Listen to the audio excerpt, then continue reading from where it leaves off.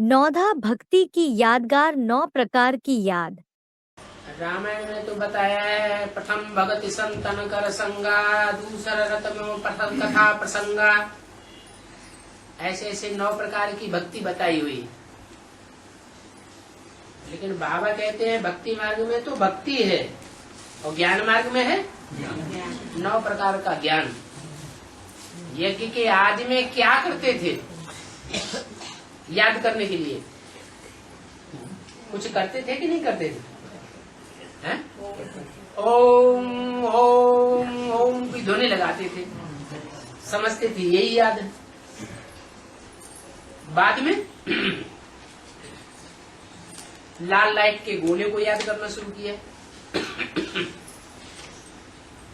तो दूसरे प्रकार की याद हो गई।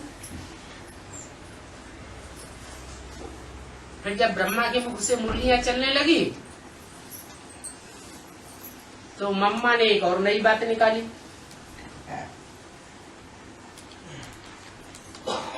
कि जब आत्माएं ज्योति बिंदु है तो आत्माओं का बाप भी कैसा होगा?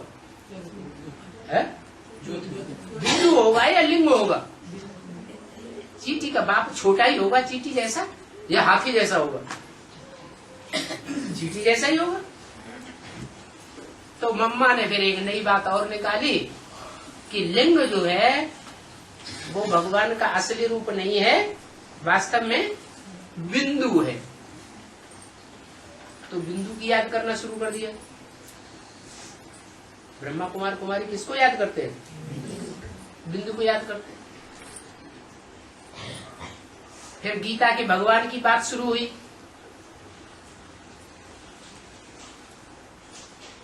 तो ब्रह्मा कुमार कुमारियों ने समझ लिया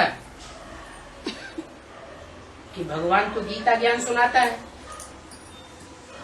और मुरली को ही उन्होंने गीता ज्ञान समझ लिया। तो मुरली किसके मुख से सुनाई गई? दादा लेखराज के मुख से। तो दादा लेखराज को उन्होंने गीता का भगवान साकार में मान लिया। उस साकार में ब्रह्मा के उस चेहरे में भ्रकुटी के मध्य में ज्योति बिंदु को याद करना शुरू कर दिए। कितने प्रकार की याद हो गई? 4 प्रकार की याद हो गई।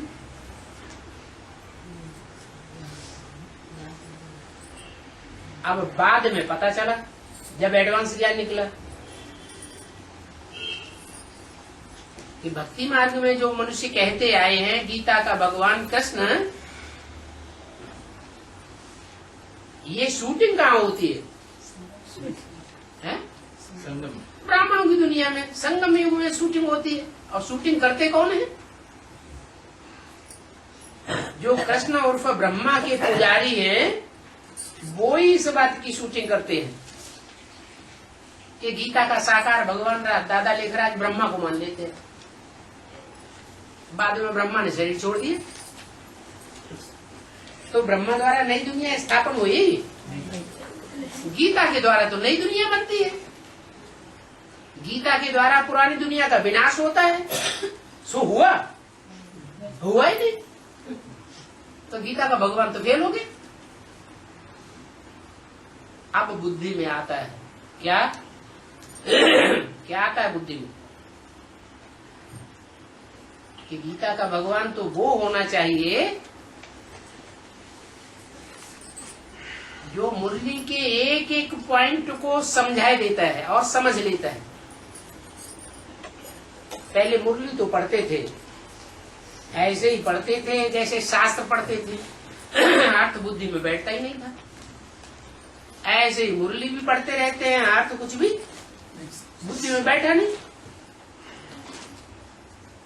ये भी बुद्धि में नहीं आया कि एक ही भगवान बाप कैसे बाप टीचर सदगुरु तीनों पार्ट बजाता है।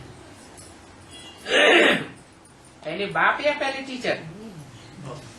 पहले बाप बाद में टीचर। तो बाप ने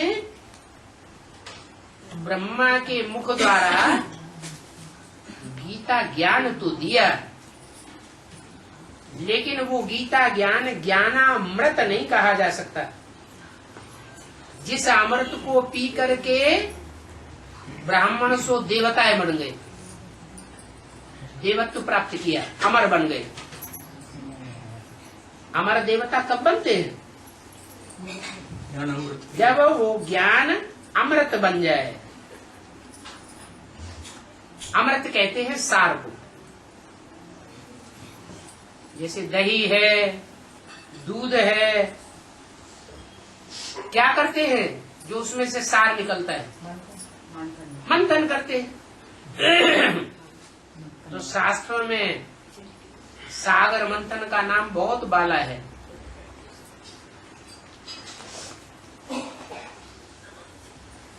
भगवान शिव ब्रह्मा के शरीर छोड़ने के बाद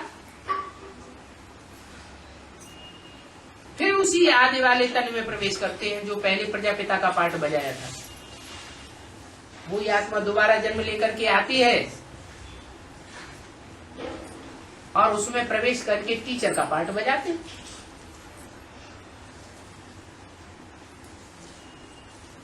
तो साकार है या निराकार? साकार है। उस साकार में प्रवेश करके शिव ज्योति बिंदु ने जो मुरलियां हैं उन मुरलियों को क्लैरिफिकेशन दिया, ज्ञान को क्लियर कर दिया। एक एक बात के हिज्जे हिज्जे करके समझाया और ज्ञान विस्तार में क्लियर हो गया।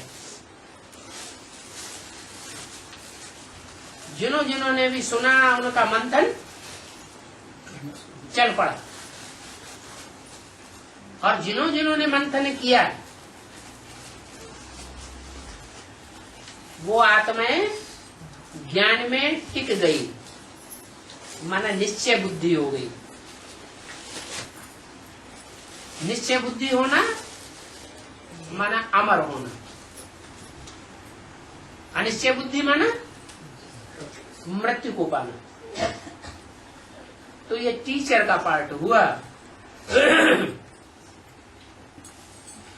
साकार टीचर के तन में उस निराकार शिव को याद करते हैं। जो स्टूडेंट होते हैं वो टीचर को याद करते हैं कि नहीं? याद करते हैं। तो ये भी एक प्रकार की याद होती है।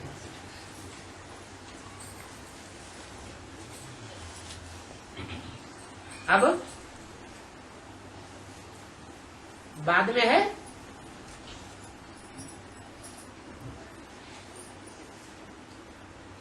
एक होता है पुरुषार्थी रूप ब्रह्मा विष्णु शंकर का, और एक होता है संपन्न रूप ब्रह्मा विष्णु शंकर का।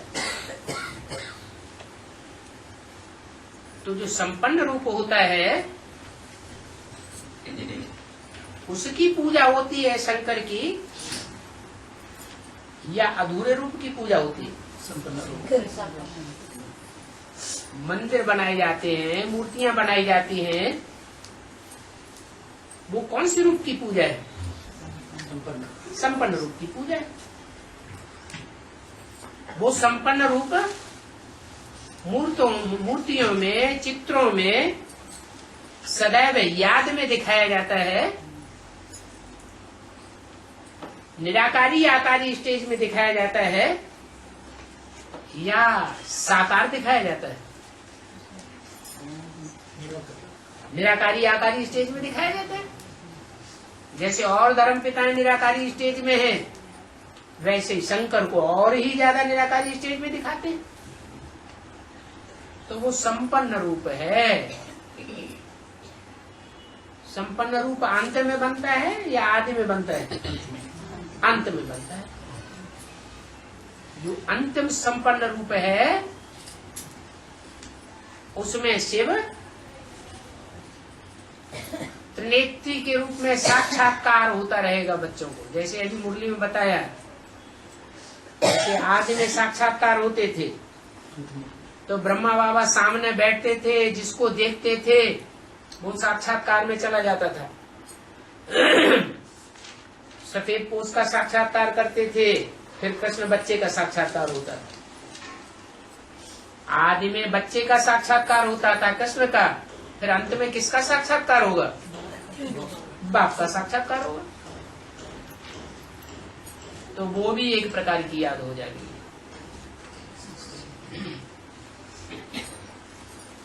अभी तो सन्मुख आते हैं तो याद उतनी टिकती नहीं है, सन्मुख होने पर भी बच्चों की याद नहीं टिकती। फिर क्या होगा? वो पारसनाथ का भी पार्ट बजेगा कि जिसके जिसके संपर्क संसर्ग में दृष्टि वृत्ति के नजदीक आवेंगे परिवर्तन हो जाएगा। जो पारस पत्थर का गैल है,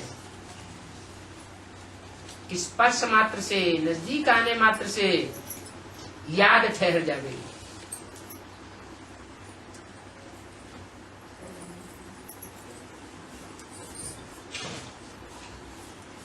तो याद के जो रूप हैं, जैसे जैसे संगम युग आगे बढ़ता जाता है वैसे वैसे याद की विधियां भी बदलती जाती है।